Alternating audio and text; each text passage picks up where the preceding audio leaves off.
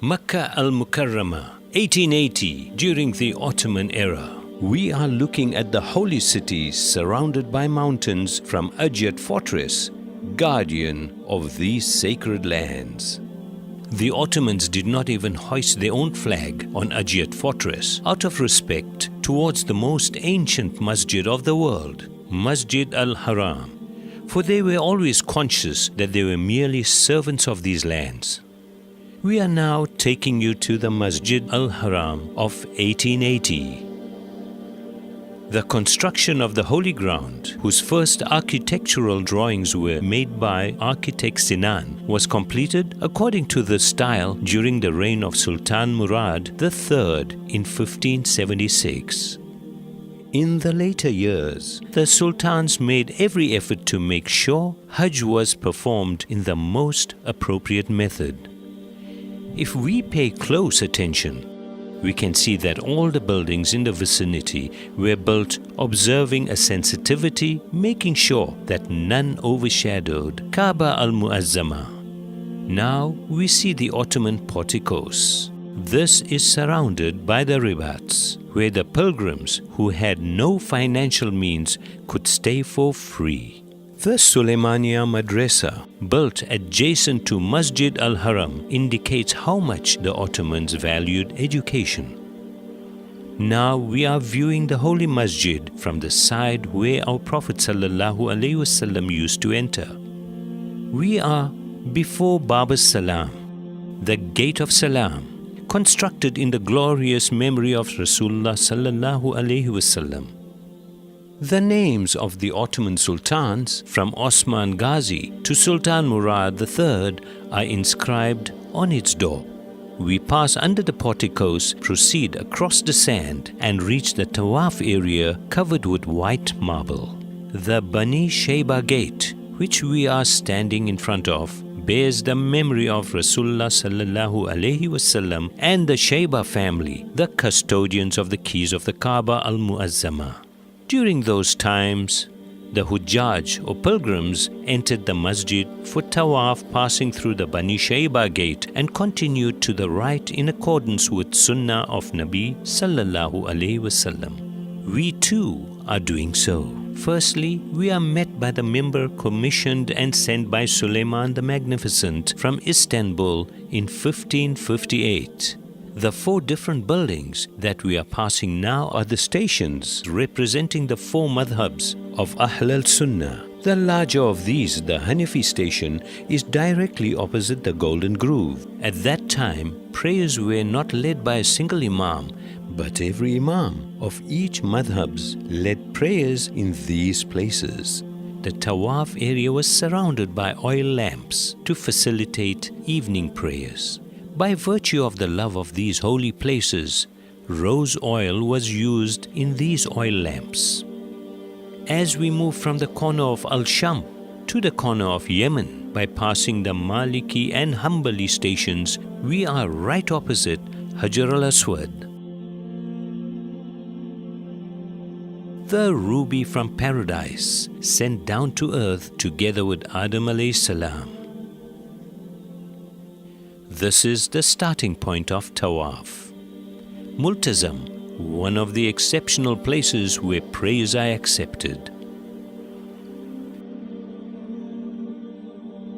By visiting the Hijr al-Ismail and the Golden Groove, we are coming to the front of the door of the Kaaba al-Muazzama.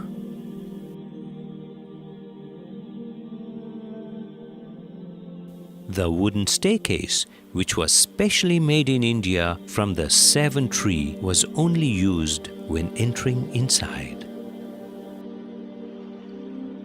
Its inscription contains the date of 1824.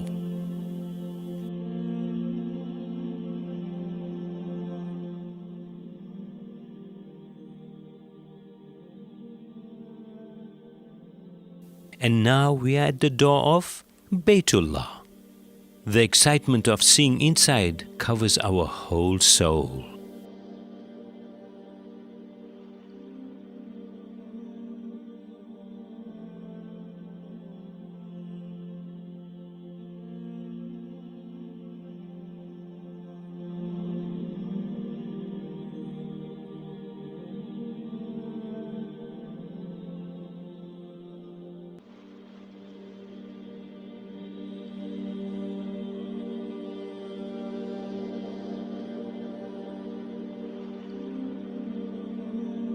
by remembering Ibrahim alayhi salam, the constructor of Kaaba al-Muazzama, we are passing towards Maqam Ibrahim, mentioned in 2 places in the Holy Quran.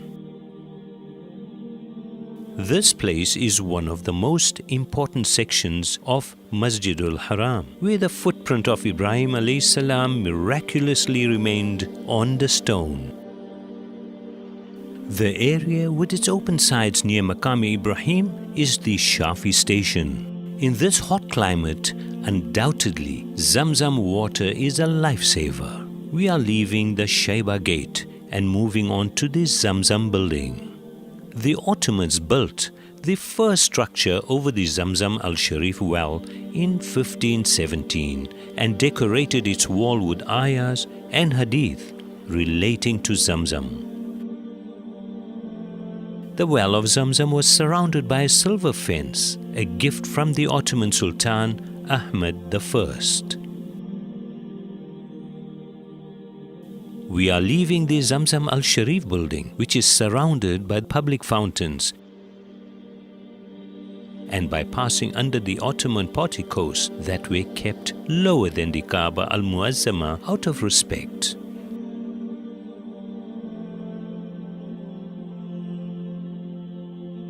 We are coming to the Sa'i area. We are at the starting point of Sa'i on Safa Hill. Rasulullah sallallahu alayhi wasallam climbed up to Safa Hill on the first day he started to preach Islam openly and gathered all the Quraysh around this hill. The Sa'i area is located inside the Ibrahim Valley, which opens to the direction of Arafat, Muzdalifah and Mina, where Hajj is performed. Carrying many memories from the Asr as-Sada, this field, which is 20 meters wide and 394 meters long, was a place independent of Masjid al-Haram and integrated with the city life at that time. It was left uncovered and untouched in order to understand the hardship that Mother Hazrat Hajar faced and to feel a bit of what she was going through. Viewing the city from Marwa, the end point of the Sa'i, we are moving on to the neighborhood and the house where Rasulullah sallallahu alaihi wasallam honored the world with his joyous birth.